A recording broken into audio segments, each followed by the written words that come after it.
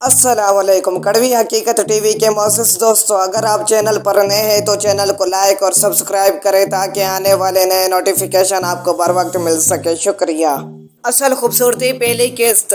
शाह बहराम अंसारी, अम्मी सारा मुझे 70 रुपये तो दीजिएगा। सारा अम्मी के कमरे का दरवाज़ा खटखटाने के बाद झांकते हुए अंदर दाखिल हुई। क्या हुआ बेटी, इतनी अचानक से 70 रुपये की ज़रूरत कहाँ से पड़ गई? थोड़ी देर पहले उन्होंने सारा को हफ्तेवार जेब खर्च देते हुए कहा था कि अगर ज़रूरत हो तो कुछ पैसे और ले लो, जिस पर उसने इनकार कर दिया था। इसलिए वो थोड़ा अचंभे से पूछ रही थी। वो अम्मी, मैंने करीम मंगवानी थी जिसके लिए पूरे 70 रुपये कम हो रहे हैं। जब आप मुझे ज़्यादा पैसे देने लगी थी तो मैंने समझा था कि पैसे पूरे होंगे, क्योंकि अभी पिछले हफ्ते के जेब खर्च में से कुछ रकम बची हुई थी। बाद में मैंने पर्स से निकाल कर गिने तो नए मिलाकर भी 70 रुपये कम थे। आप तो खुद मुझे ज़्यादा पैसे रखने का कह रही थी, इसलिए सोचा अभी मांग लेती हूँ, क्योंकि डिब्बी में जितनी करीम पड़ी हुई है वो रात को भी पूरी नहीं आएगी। उनके मामूली इस्तफसार पर ज़हरा ने पूरे सियाको सबाक से अपना मुद्दा बयान किया। इधर अम्मी का ध्यान इस सारी तफसीर से हटकर सिर्फ एक लफ्ज़ करीम पर था।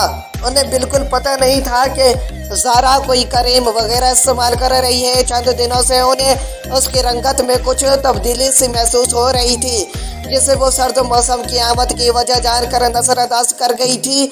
ना उन्होंने खुद कभी करीम इस्तेमाल की थी, ना ज़हरा के पास इतने पैसे होते थे कि वो महंगी करीमों पर फजूल में खर्च कर सके। लिहाजा उसकी गुंजाइश नहीं रहती थी कि उस पर किसी करीम के इस्तेमाल का शक किया जाए। वैसे भी हफ्ते के जेब खर्च से बामुश्किल उसके तालीमी अखराजात ही पूरे होते होंगे, इसलिए इस बात का इम्कान भी नहीं था कि वो उसमें से कुछ पैसे बचा के रख ले। सारा बेटी, क्या कहा तुमने? क्या तुम कोई करीम इस्तेमाल कर रही हो? दरअसल अम्मी ने एक बार उससे पूछ भी लिया था कि कहीं वो चेहरे पर कुछ लगा तो नहीं रही, जिस पर वो साफ मुकर गई थी। इसलिए उन्होंने उसको वाज़ेह बता देने के बावजूद तस्दीक चाहिए। जी अम्मी, उस दिन आपने मुझे से पूछा तो मैंने झूठ बोल दिया था, क्योंकि मैं डर रही थी कि कहीं आप मुझे से नाराज़ ना हो जाए। सारा सच कह रही थी, क्योंकि उस डर के सार फी अलवक्त उसके लहजे से भी ज़ाहिर हो रहे थे। अम्मी ने उसे अपने कमरे में जाने को बोला और कहा कि वो नमाज पढ़कर उसे पैसे देती है। सारा अपने कमरे में जाकर बेसब्री से उनका इंतजार करने लगी। उधर अम्मी नमाज से फारिग होकर आटा गूंदने में लग गई।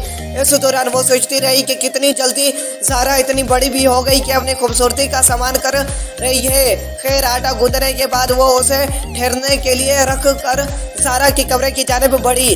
वो कमरे में बेचैनी से इधर उधर टहल रही थी। उन्हें देखकर अपने बेड पे बैठ गई। वो इस भी उसके साथ ही बैठ गई। उनके हाथ में पैसे नहीं थे। लिहाजा सारा उनसे पूछने लगी कि अम्मी ने खुद उससे पूछ लिया, बेटी तुम कब और किस के मशवरे से ये करीम इस्तेमाल करने लगी हो? उनके अंदाज में ताहाल नरमी थी। अम्मी, वो हम पिछले महीने शादी पे गए थे ना, वहाँ सफिया खाला की बेटी आई हुई थी। बड़ी प्यारी लग रही थी, बिल्कुल सफ़ेद रंगत और चेहरे पर एक भी दाना नहीं था। मेरी तो उससे नज़र ही नहीं हट रही थी। सच में बिल्कुल चांद की तरह चमक रही थी वो। मैंने उसकी तारीफ की तो बोली, तुम भी फलां करीम का इस्तेमाल करके देखो, 15 दिन के अंदर तुम भी मेरी तरह नजर आओगी। बस उसका मशवरा था और देखा आपने, वाकई सिर्फ एक डब्बी के इस्तेमाल से मेरा चेहरा कितना साफ हो गया है। कुछ लगाए बगैर ही लगता है जैसे हल्का हल्का मेकअप किया हो। ज़हरा अपने चेहरे पे आई हल्की सुर्खी की जानिब इशारा करके पुरजोश हो रही थी। बेटा, सफिया खाला की बेटी ने तुम्हें अहमकाना मशवरा दिया और तुमने अमल भी कर लिया। मुझे बताना भी ज़रूरी नहीं समझा, बल्कि उल्टा मुझे से झूठ बोला क्यों? अम्मी अब उससे नाराज़गी का इजहार करने लगी थी। अम्मी, मुझे डर लग रहा था कि कहीं आप मुझे गुस्से में आकर डांट ना दे। ज़हरा ने तो जी हाँ पेश की। सारा बेटा, तुमने चेहरे की महज सारी खूबसूरती के लिए जल्द के किसी माहिर डॉक्टर से पूछे बगैर करीम का इस्तेमाल शुरू कर दिया। क्या तुम्हें अंदाज़ा है कि उसके नुकसानात क्या होंगे?